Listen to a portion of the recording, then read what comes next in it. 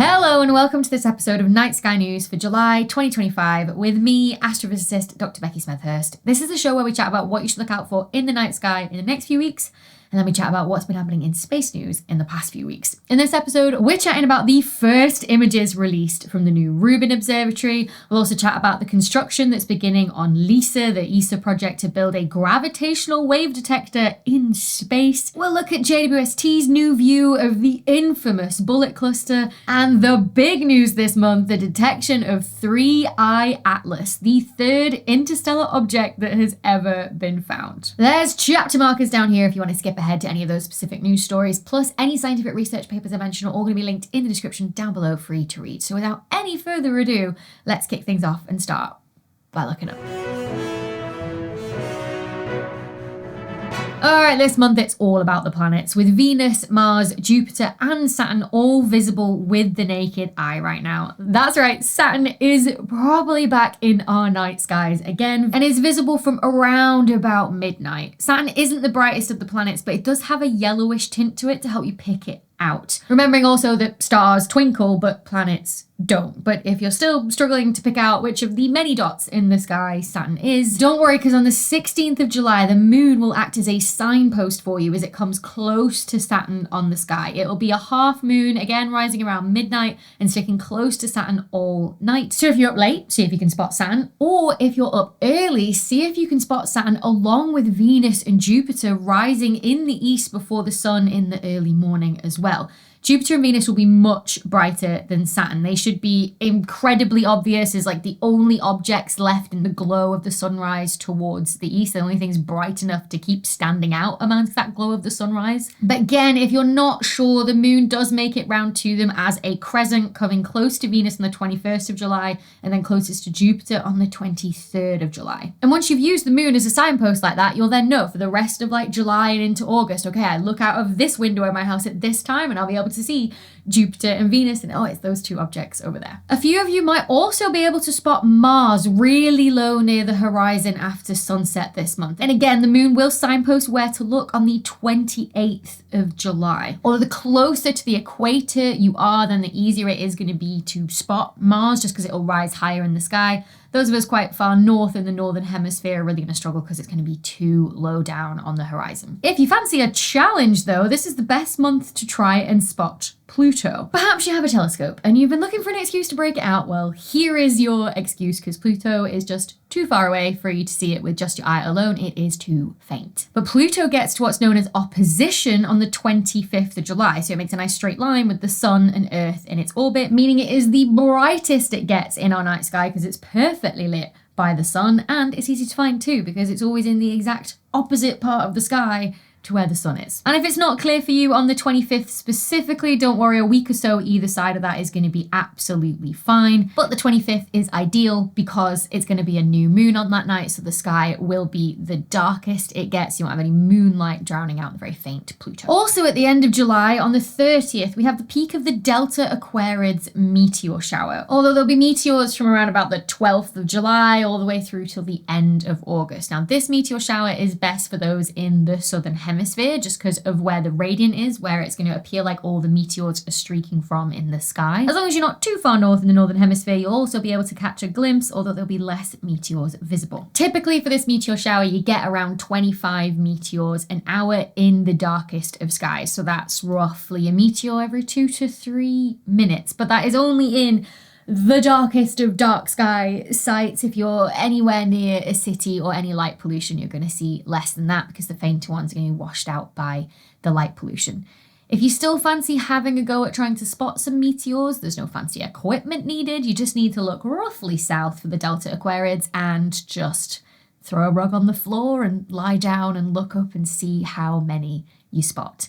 It is not really known for its, sort of impressive showeriness, the Delta Aquarids meteor shower. It's more just kind of like a steady stream of meteors where you're going to end up with a higher chance of seeing a meteor or shooting star on any night either side of the peak. So if you see a shooting star when stargazing around about sort of like the end of July, early August, the likelihood is it comes from the Delta Aquarids. Now, you're probably going to see some inevitable media and social media hype around the Delta Aquarids meteor shower. I feel like with every meteor shower these days, people put stuff up being like, oh yeah, go and look at the meteor shower. Honestly, I'm not really going to make a special trip for this one. I'll probably wait for the Perseids meteor shower, which is an incredibly showery meteor shower that peaks on the 12th and 13th of August this year. And I'll have more for you on that in next month's Night Sky News video. And if you want a fun deep sky target to try and observe with a telescope this month or more advanced astrophotography kit, then why not try the Lagoon and Triphid nebulae, which are visible from sunset to a few hours before sunrise this month. You can even compare your view or image that you take to the one seen by the Rubin Observatory in the incredible first look images that the observatory released this month to mark the start of its observations. I saw so much coverage of these images when they were released across traditional media and social media, which was just, great to see other people outside the astronomy community getting excited about them, especially after being waiting for so long to do it. But when you see coverage of a news story like this online, how do you know that what you're actually seeing, the coverage you're seeing, is legit? Because I saw so many clickbait videos and articles in the run up to the release, claiming they already had the first look images when they didn't. It was a minefield. Thankfully, that's where Ground News comes in, the sponsor of this week's video. With Ground News, I can immediately see that this news story, Vera Rubin Observatory unveils first images ahead of decadal sky survey, has been covered by 190 different sources from around the world, and that 91% of those sources have a high factuality rating. So immediately with Ground News, I just know this is a story that I can trust. I can then compare the coverage across the different media outlets as well with Ground News. So I can see that Scientific American said, Rubin Observatory data flood will let the universe alert astronomers 10 million times a night.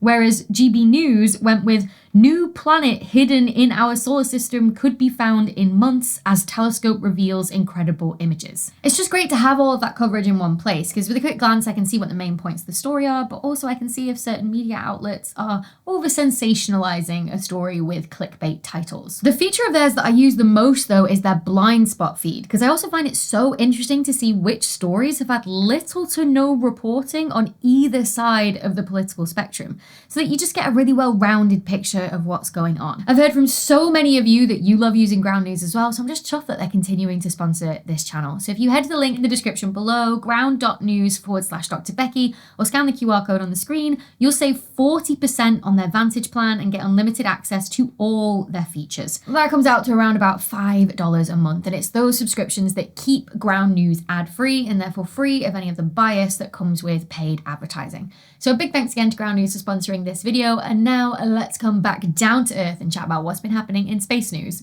in the past month. So as we just heard, one of the big pieces of news this month was the release of the first look images from the Rubin Observatory. This was such big news. I already made a whole separate video about it, diving into all of the details of these new images and why they're different from any other previous images we've had from similar telescopes. If you're not familiar with the Rubin Observatory, what it's going to do is image the entire sky every 3 nights for 10 years, slowly collecting more light to detect ever fainter objects. If anything moves, changes, or flares in the sky, we will spot it with Rubin's 8.4 meter telescope. It's estimated that over those 10 years, Rubin will identify 20 billion different objects in the sky, and that every 3 nights, it will flag 10 million things that have changed in the sky. So the images we got this month just give us a taster of what we can expect to have for the entire sky that's visible from Chile in just 1 year's time. And after 10 years, these images will be even deeper, so detecting fainter things. So you can check out my video on these images specifically, and if you want to know more about the general scientific goals of Rubin, check out my previous video where I went into all of that detail. Next up, sticking with observatories, the LISA mission has officially been approved for construction. So LISA stands for the Laser Interferometer Space Antenna. Yep, lasers in space to detect gravitational waves from merging supermassive black holes. Frickin' laser beams! So a gravitational wave is a ripple sent through space by a dense, heavy object, either moving or colliding with another dense, heavy object. We've detected gravitational waves already from the merger of two less massive black holes using observatories like LIGO and Virgo here on Earth. They fire lasers down L-shaped underground tunnels that are kilometers, miles long, and bring those lasers back together in a way that the two lasers cancel each other out. In the same way that noise cancelling headphones can add sound waves together, right? They record the sound waves coming in, they then invert those sound waves, and by adding them together, they cancel out. So these observatories are set up so that if the two tunnels stay the same length, no light is detected, but if a gravitational wave passes by, it stretches and squashes space to change the length of the tunnel just by a tiny amount, but enough so that the two lasers don't perfectly cancel each other out anymore, and you detect some light and detect a gravitational wave has passed through. The problem is with building gravitational wave detectors is it's the length of those underground tunnels that defines what wavelength of gravitational wave you are sensitive to. Wavelength, energy, frequency, however you want to think about it. I've made a whole video on this before that goes into more detail if you want a deep dive. But basically, if you want to detect the really long wavelength gravitational waves that come from more massive, supermassive black holes merging together, then you need a really, really, really long tunnel to fire your laser down to do it. I'm talking bigger than the distance between the Earth and the Moon. So yeah, you gotta go to space to do this. So that is the plan with LISA. Have 3 spacecraft that fly in formation, so they're always the same distance apart, firing lasers at each other that cancel each other out unless a gravitational wave passes by. The launch for that is set for 2035, so construction needs to start. So on the 17th of June at the Paris Air Show, the European Space Agency ESA signed a deal with the company OHB for them to start construction. And now the countdown to launch can start for this almost incredibly sci-fi sounding mission. Next up, let's talk about this paper published by Chart and collaborators who used JWST to observe and reanalyze the infamous bullet cluster of galaxies. Why is this cluster infamous? Well, it's because it's one of many pieces of evidence for the existence of dark matter in our universe, and the first of its kind that was found. I've made a whole video before on all the different pieces of evidence that we have and how they come together to support the hypothesis of the existence of dark matter that doesn't interact with light anyway, so it doesn't absorb or emit or reflect light in any way. So check that video out if you really want a deep dive on this. But the bullet cluster specifically is the remnant of where 2 clusters of galaxies, so 2 groups of galaxies, have merged together. And we can tell that as we observe that because of the speed and the direction of movement of the individual galaxies in these 2 clusters that have collided in the past.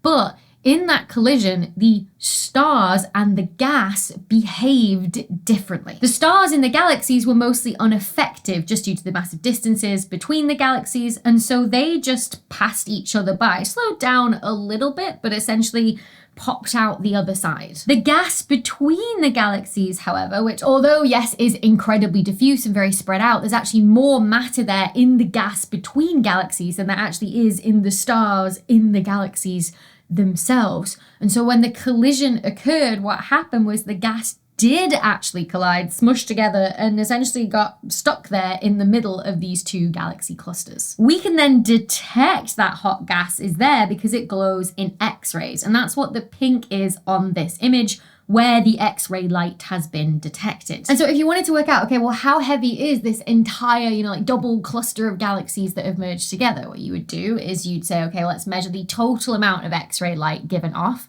That gives me the total amount of gas that must be there. And then the same way I measure the total amount of visible light given off by all the stars, which tells me how many stars must be there. And you can convert both of those into a value in kilograms, and then you get out how much the entire cluster weighs or how heavy it is.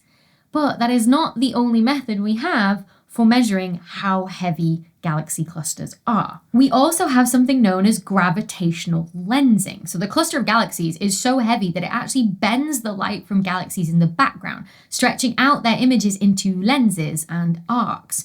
And from the amount that the light is bent and where it's bent in the cluster, we can work out, okay, how much mass is in each given region. And when you do that, there's way more mass than we can see that's coincident with where the galaxies are. That's what the blue sort of shaded regions are in this image. It's a bunch of dark matter, stuff that we can't see, that doesn't interact with light in any way, but that our calculations say is there. And crucially, that follows what the stars and the galaxies do, not what the gas does. So the dark matter in the collision of the two galaxy clusters doesn't get stuck in the middle and actually collide with itself. What it does instead is pass through and pass on to the other side. So that means that what we say is that dark matter, whatever it is, because we still don't know what it's made of, is what's known as collisionless, i.e. not likely to collide with itself. Now, we've done all these measurements with the Hubble Space Telescope before, but the James Webb Space Telescope, JWST, provides us with a much higher resolution picture and allows us to detect fainter arcs and lenses. So that's what Char and collaborators have done. Reanalyzed the bullet cluster with this new image from JWST to recalculate the total mass and find where the dark matter appears to be. So yeah, we now have an updated version of the pink and blue splotchy image. So you've got the infrared light from the James Webb Space Telescope in the background. You've then got the pink showing where the hot X-ray emitting gas is again, and blue showing where the dark matter has been calculated to be by Char and collaborators using gravitational lensing. And if you compare this to what the Hubble Space Telescope found just by fading back and forth between the two, you can just really see that improvement in resolution and how that's changed our estimates of, how the mass is spread out in the bullet cluster. So you can see the cluster on the left has more of an elongated oval-shaped area of dark matter that's shown in that sort of blue spodge than what was seen with the Hubble Space Telescope, which Char and collaborators suggest could mean that cluster on the left-hand side actually had a previous interaction with another cluster of galaxies before this one that formed what we know as the bullet cluster. But the key thing that Char and collaborators have found is that the dark matter in this cluster of galaxies definitely did not interact with the stars or the gas or itself in the collision of the two clusters. If it had, you would see an offset between the galaxies and the surrounding dark matter, but you don't. So this new JWST data has allowed Char and collaborators to put stronger constraints on the range of properties that dark matter could have, specifically the idea of its sort of collisionless cross-section. Now, you might have noticed how the JWST image is that much smaller than the Hubble image in comparison. And that's because JWST is designed to get a smaller field of view so you can really hone in on all of that details. So what Char and collaborators have really done here in their reanalysis is almost just analyze the very center of the bullet cluster. But with the Nancy Grace Roman Space Telescope that's set to launch in 2027, which again, I've made a previous video on before. If you want to know more, it's Hubble's successor, basically. We then should get the whole full view of the bullet cluster in a much higher resolution than we were ever able to get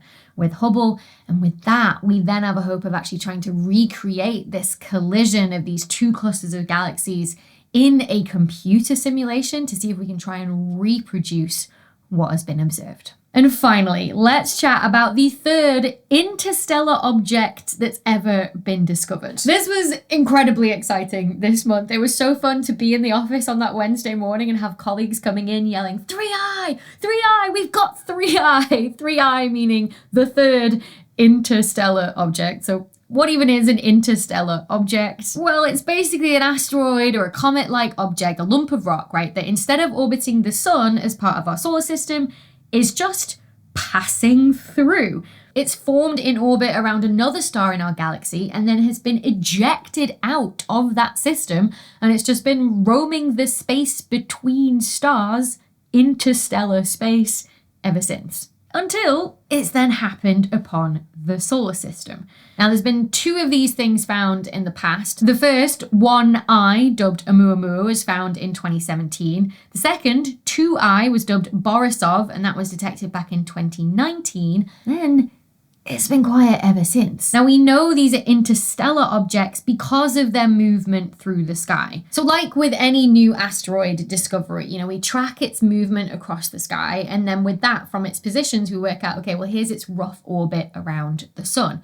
When we do that with interstellar objects, we don't get an orbit. Sure, their like trajectory when they're coming in looks very similar to comets coming from the far edges of the solar system that almost look like a direct shot towards the sun. But the orbit we calculate for interstellar objects doesn't loop back around the sun in an ellipse or a circle. Instead, it's what's known as a hyperbola. If you ever did any like advanced geometry at school and remember doing the thing where you looked at like cones and what shapes you made with intersecting planes on cones, I don't know why I think everyone will remember this. But with that, you get a hyperbola and it doesn't loop back around. Basically, these interstellar objects come into the solar system, loop around the sun and get slingshotted back out again into interstellar space after visiting us for a brief time. And us spotting these things depends on a few things, like how big they are, so therefore how faint are they in the sky, but then also just random chance. Like space is really, really big, and the solar system is just a tiny, tiny patch of it. So the fact that we even see any at all is incredible. And the number that we see and the rate that we see them at helps us put constraints on, well, how many of them must there be roaming around interstellar space? So people were very excited when on the 1st of July, the Atlas Survey Telescope in Chile first reported observations of a comet-like object that was coming from the direction of the constellation Sagittarius, and it was on a hyperbolic trajectory. It was originally dubbed A11PL3Z, but now it's been confirmed as an interstellar object. It's been officially named as 3I Atlas. It's currently about 670 million kilometers away, or 4.5 times the Earth-Sun distance, and it's worth stating now, just in case people are panicking, it does not pose a threat to Earth. Its closest approach to the sun is going to be on the 30th of October, when it will be just inside the orbit of Mars, around about 1.4 times the Earth-Sun distance. In the meantime, the object's physical properties and its size are being analysed by astronomers around the world as more data comes in, but the initial reports are suggesting it could be a lot bigger than any of the previous interstellar objects that we've seen. So Oumuamua was around about 150 meters wide, Borisov was about 0.5 kilometer wide. With 3I Atlas appearing a lot brighter, it suggests that it could be a lot larger, maybe even tens of kilometers across, but maybe it just has a really reflective surface. Again, more research and time will tell. I'm guessing that my colleagues who work on these objects will be analysing all of these discovery and pre-discovery images that were then dug out of the archive of this thing, and will be frantically and excitingly analysing all that data and writing research papers as we speak, no doubt, and so I will update you in a future video as soon as we know more. All right, that's it for Night Sky News for this month, except for the fact that I have some personal news to share, and sadly it's not good news this time. Last month, I was diagnosed with early stage breast cancer after finding a lump. The news hit me and Sam and my family like a ton of bricks. And we've slowly been processing this and all of the implications that come with it. By the time this video comes out, I should have had surgery to remove the tumour. And I debated for a long time over whether to even share this with you and share it on social media, but I decided to share it for 3 reasons. The first reason is because this is going to affect how often I am able to make and post videos. Next week, I'm going to be recovering post-op, so I know there will not be a video next week. After 2 weeks, I'll just see how I feel. There might be a video, but I can't promise anything. As treatment progresses, I also can't promise that there's going to be a video every week or that I'll comment every time big astronomy news breaks. Also, as my treatment progresses, my appearance might change, and I didn't want anyone speculating in the comments. The second reason for sharing is the hope that it will encourage people to go and get things checked out that they're worried about sooner rather than later. Do not wait weeks or months. Whatever it is, the earlier it can get diagnosed, the better. I waited a week after finding something, just kept an eye on it, and knowing what I know now, even a week feels like too long. And the third reason is that in the past few weeks, it has massively helped me when I've seen that other people have shared that they've been through their own cancer diagnosis, and I can see them now on the other side of it, cancer-free and just living their life to the full. So if me sharing this helps just one person in the future process what they're going through, then job done. And if you're going through cancer diagnosis or cancer treatment right now, then know that I'm with you every step of the way. I'm going through it too. And together, we will smash this and we will beat it.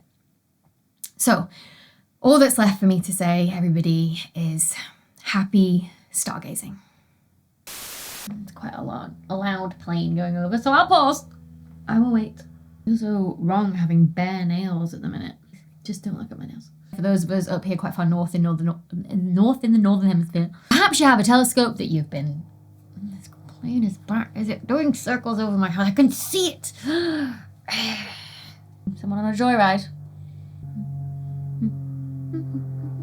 I think the last time I sung that in a video when I was waiting, someone was like, oh, it's the Jeopardy, I think, theme tune is what someone said. And I was, I don't know, something.